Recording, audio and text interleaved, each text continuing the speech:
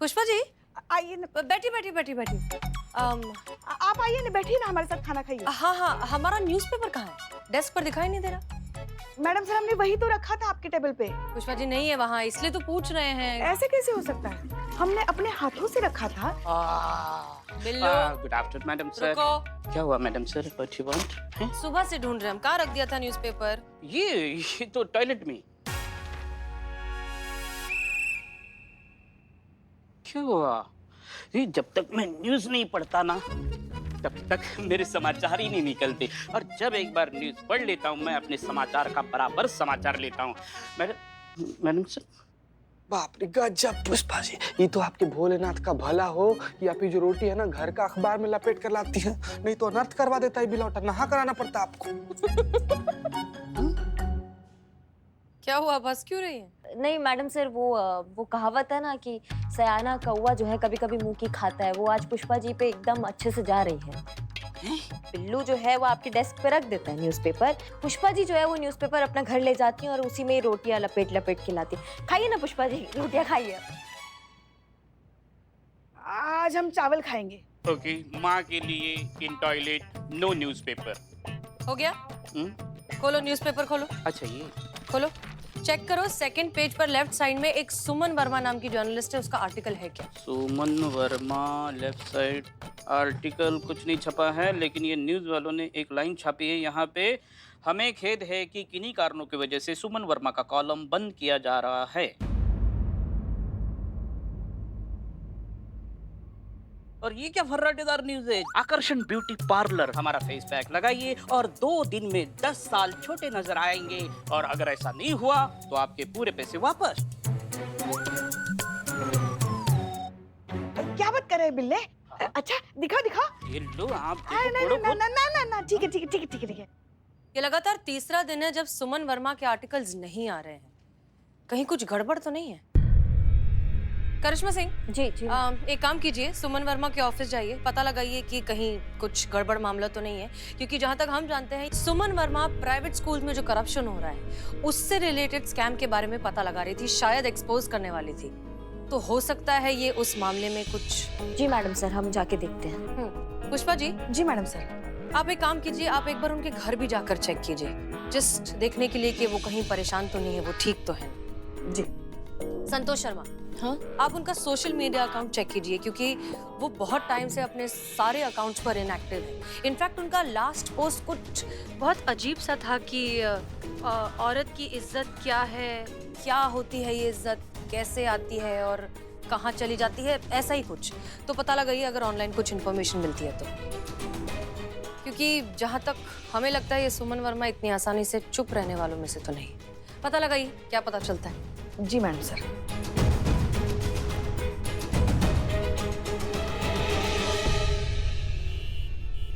कहिए मैं आपके लिए क्या कर सकता हूँ? सुमन वर्मा नाम की रिपोर्टर। नॉट ए गर्ल, बहुत ही intelligent, hard working, brave journalist. I am sure वो आगे जाएगी।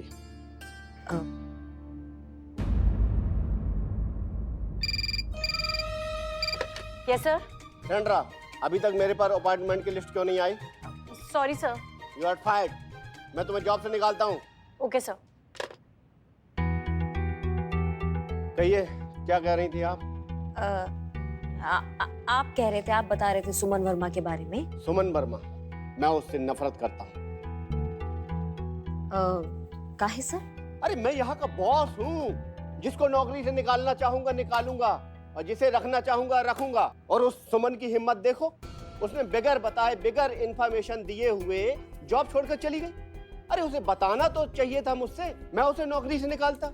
अच्छा, मतलब आपके कहने का मतलब है कि सुमन वर्मा अब यहाँ जॉब नहीं करती है? तो मैं क्या फारसी बोल रहा हूँ? नहीं, अचानक से जॉब काहे छोड़ दी सुमन वर्मा ने ना? कुछ तो वजह होगी। सुमन के साथ पत्रकारपुरम मार्केट में हादसा हुआ था, जिसकी वजह से वो डिस्टर्ब हो चुकी थी, और शायद मुझे लगता है इसी वजह से वो जॉब छोड़कर चली गई।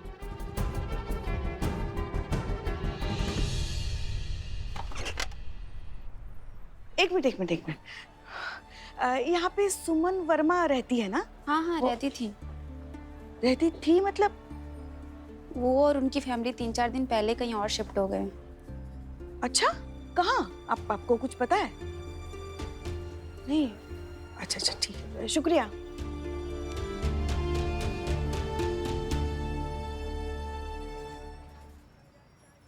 जय Hind madam sir. Madam sir, हम अभी सुमन वर्मा के घर के बाहर ही खड़े हैं, मगर यहाँ तो कोई नहीं है, ताला लगा हुआ है।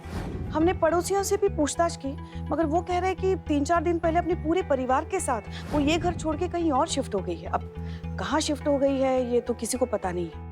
अच्छा ठीक है, आप एक काम कीजिए, आप थाने वापस आइए। हमने करिश्मा सिंह से कहा था कि सुमन के ऑफिस में जाकर पता करें, हो सकता है उनके पास कोई इन्फॉर्मेशन हो। आप वापस आ जाइए।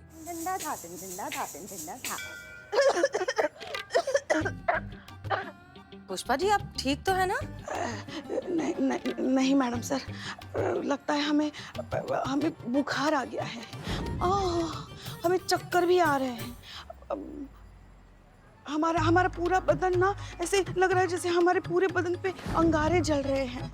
हमारी जान हलक में आ गई है मैडम सर। पुष्पा जी, आप क्या करिए, आप डॉक्टर के पास जाइए। हम भी यही सोच रहे हैं मैडम सर कि इससे पहले कि हमारी फाइनल छुट्टी हो जाए और हम लल्ला के पापा के पास और शिव जी के पास कैलाश पर्वत चले जाएं, हम आधे दिन की छुट्टी लेकर डॉक्टर को दिखा लेते हैं, है ना? पुष्पा जी, सब कुछ छोड़िए, पहले डॉक्टर के पास जाइए। इनफैक्ट हम भी आते हैं आपके साथ। नहीं। अरे नहीं मैडम सर, आप खामखा क्यों तकलीफ उठा रही हैं? ये तो मौसमी बुखार है, अपने संतू को हुआ है ना वैसा। हमें तो लगता है संतू ने ही हमें दिया होगा बुखार। अच्छा ठीक है, अब तो फिर हमें बताइए डॉक्टर क्या कहता है, ठीक है? हाँ जरूर मैडम सर। जय हिंद मैडम सर। हाँ, जय हिंद, ध्यान रखिए। कि पुष्पा जी को भी वही इन्फेक्शन हो गया है जो संतू को हुआ है। माँ, भगवान माँ को ठीक कर।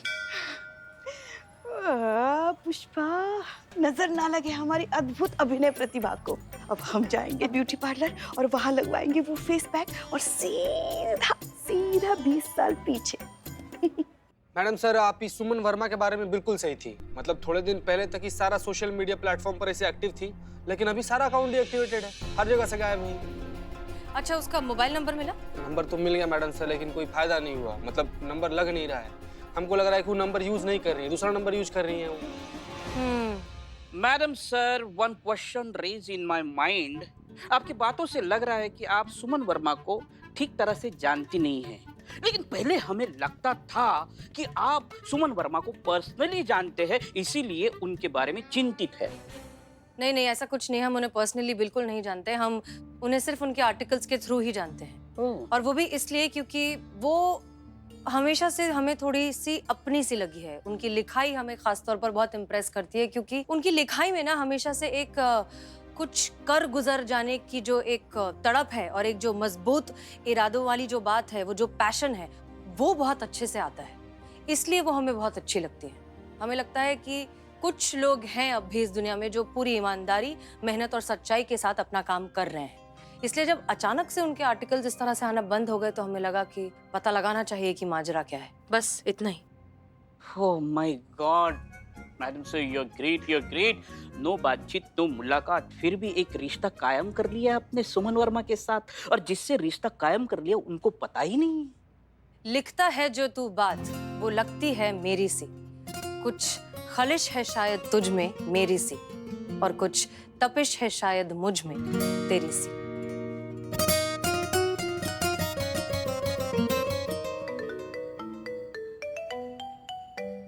एक मिनट। हाँ करिश्मा सिंह। जय Hind madam sir. Madam sir, हम अभी सुमन के ऑफिस से बाहर आए हैं। यहाँ कर पता चला है कि सुमन ने जो है वो जॉब छोड़ दिया मैडम सर। हाँ, यहाँ पूछताछ किया तो पता चला कि पत्रकारपुरम मार्केट में ना उनके साथ कुछ तो ऐसा हादसा हुआ है जिससे उनकी लाइफ में खलबली मच गया है। क्या?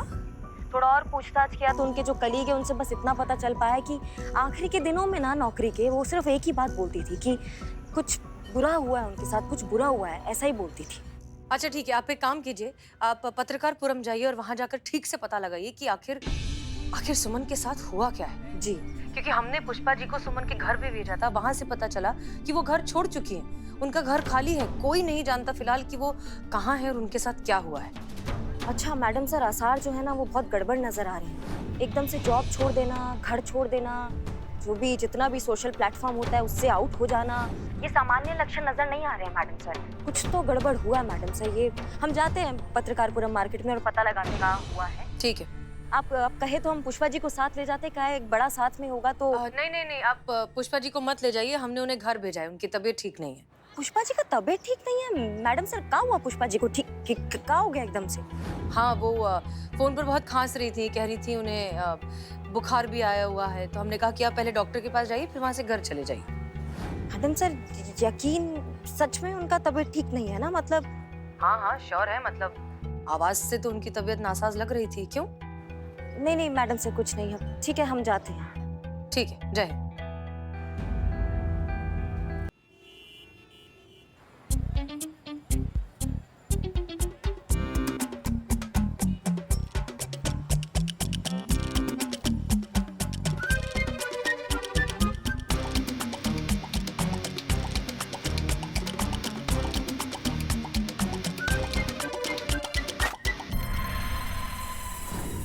लगा पक्का ना हमारी उम्र 10 साल कम दिखेगी, अब वरना हम पैसे वापस ले लेंगे। हाँ बता रहे। कैसी हो पुष्पू? हाँ अरे हम हैं नवाबू, मतलब नवाब साहब। हाँ, नवाब साहब आप यहाँ क्या कर रही हैं? भाई ऊपर वाले ने तो आपको ऐसे तौबा चिकन बनाया है कि भाई ये सब चोचले करने की आपको क्या जरूरत पड़ गई? क्या नवाब साहब आप भी ना। वैसे आप यहाँ कैसे? भाई हमारे यहाँ भी तो अखबार आता है और उसमें हमने इश्तिहार पढ़ा जिसमें ये लिखा हुआ था कि भाई एक ऐसा फेस पैक है जिसको लगाने से 10 साल उम्र पीछे हो जाती है। तो भाई हमने कहा चलो चल के देख लेते हैं कि इस दावे में कितनी सच्चाई है। सुनो, ध्यान रखना।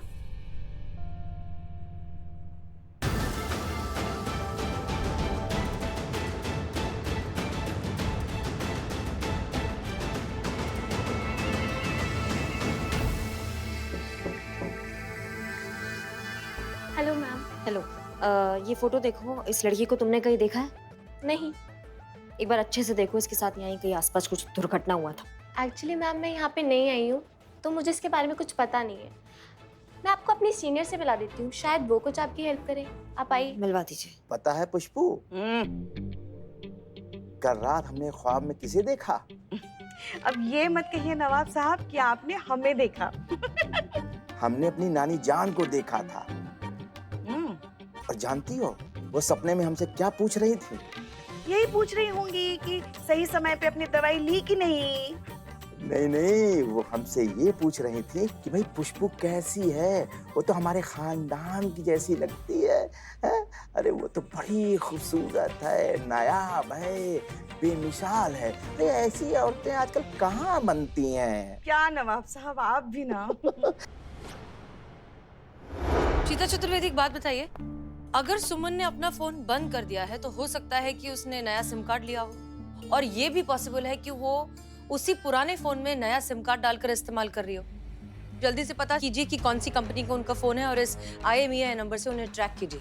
ठीक है मैडम साहब, ठीक है। सुमन वर्मा का पता लगाना बहुत जरूरी है, हमें लगता है कि वो मुश्किल में है। पता है पुष्पू,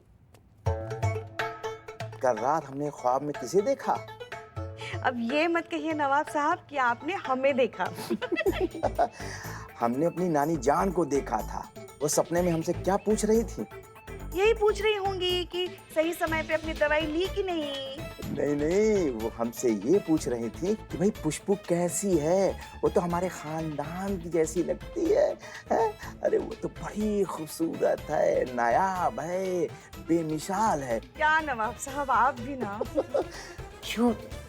चल हट, झूठ नहीं सच, मैं अपनी कसम खा के कह रहा हूँ। अरे नहीं नवाब साहब, आपको किसी की भी कसम खाने की जरूरत नहीं है, हमें आप पे पूरा भरोसा है। वे तारीफ करना तो कोई आपसे सीखे। एक बात कहें, वो जो हमारी नकचड़ी बहू है ना, वो आपके बारे में बात नहीं करने देती। जैसे भी कभी हम आपका नाम लेते हैं ना, उसका नाक मुंह सब एकदम चढ़ जाता है। इसलिए उसके डर से हम कभी कह नहीं पाए आपसे, मगर आज कहते हैं। आपका ये जो हमारी तारीफ करने का अंदाज है ना, हमें बहुत पसंद है।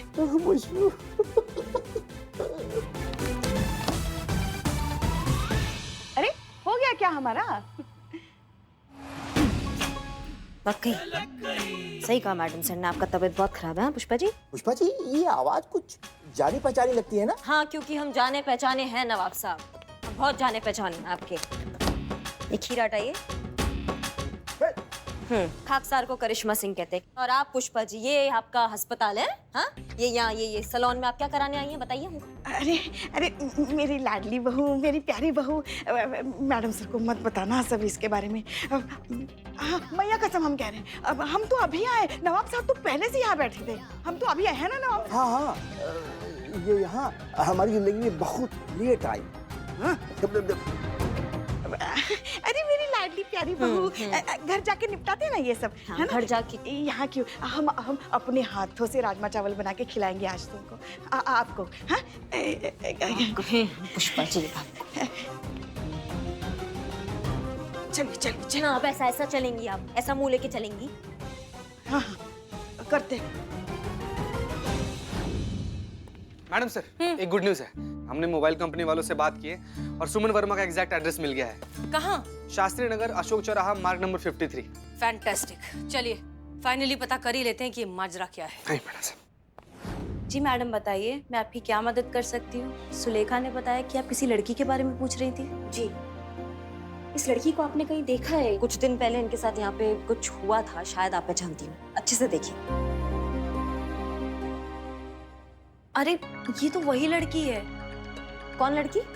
अरे जिसके साथ वो घटना घटी थी। क्या क्या घटना घटा था? हम हैं हसीना मलिक, महिला पुलिस थाने की SHO। जी। हम एक्चुअली आपके काम के बहुत बड़े मुरीद हैं। हम आपके आर्टिकल्स रेगुलरली फॉलो करते हैं। आपके लिखने का अंदाज, आपका बोल्ड तरीका, आपके लफ्ज हमें बहुत पसंद है। हम बहुत इम्प्रेस्ड हैं आपके काम से और इसीलिए हम यहाँ आए हैं। पिछले कई दिनों से आपके आर्टिकल्स आना बंद हो गए हैं। आपने घर शिफ्ट कर लिया है। सोशल मीडिया पर आप इनएक्टिव हैं। किसी मुश्किल में हैं क्या आप?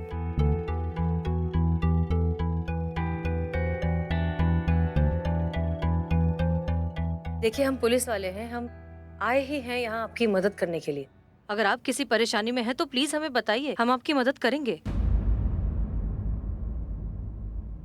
पत्रकारपुरम में क्या हुआ था?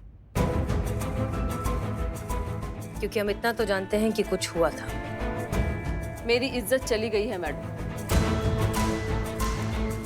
ये कहना उस लड़के का है जिससे मेरी शादी होने वाली। सुमन, नहीं माँ, आज मुझे बोल लेने दो। उसने ये कहकर शादी तोड़ दी कि अब मैं उसके घर की बहू बनने के लायक नहीं, क्योंकि अब मेरी इज्जत नहीं रही। एक मिनट मैडम,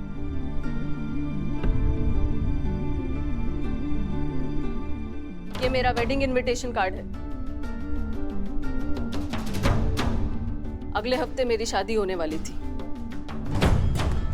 वक्त, जगह, पंडित, रिश्तेदार सब कुछ फाइनल हो चुके थे, लेकिन एंड वक्त पर मनीष ने इस शादी से मना कर दिया, क्योंकि उसके हिसाब से अब मेरी कोई इज्जत नहीं रही। औरों की छोड़िए, पूरे जमाने का यही कहना है कि अब मेरी कोई इज्जत नहीं रही। और वो भी छोड़िए, मेरे अपने माँ बाप जिन्होंने मुझे जन्म दिया है, उनको भी यही लगता है कि उस हादसे के बाद अब मैं किसी को मुंह दिखाने के लायक नहीं रही। सुमन, ये क्या बदतमीजी? एक मिनट, बोलने दीजिए उसे। मैं अपने और अपने परिवार की इज्जत नहीं रख पाई। हमें ऐसा भी कहा हो गया प्रीतमपुरा मार्केट में कि सब कहने लगे कि सुमन का इज्जत नहीं है, सुमन का इज्जत चला गया, ऐसा कहा हो गया भैया? मैडम क्या बताएं आपको, बताते वक्त हमारी जबान जल रही है। उस बेचारी बच्ची के साथ बहुत बुरा हुआ। एक आदमी आया और बेचारी सुमन के गाल पर किस करके चला गया।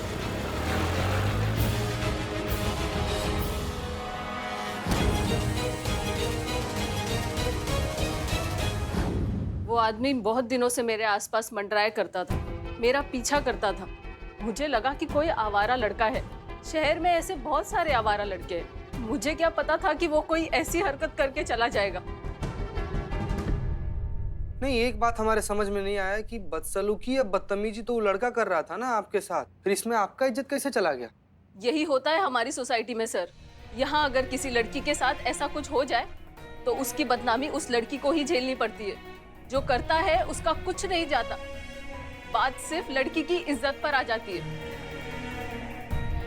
इज्जत सिर्फ उस लड़की की जाती है जैसे लोगों के नजरों में मेरी गई। इसकी मैया की सासू नहीं है। मतलब लड़कियों का इज्जत अब ऐसे सड़क छाप लोगों के हाथ में होगा।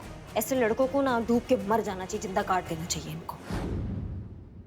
क्या कमाल की सोसाइटी है हमारी, और क्या कमाल के माँ बाप हैं आप दोनों। मैडम जी आप कुछ नहीं जानती है। जितना जरूरी था उतना जान चुके हैं। वो लड़का जिसने आपकी बेटी के साथ इस तरह की बदसलूकी की है, उससे बड़े गुनहगार आप दोनों हैं।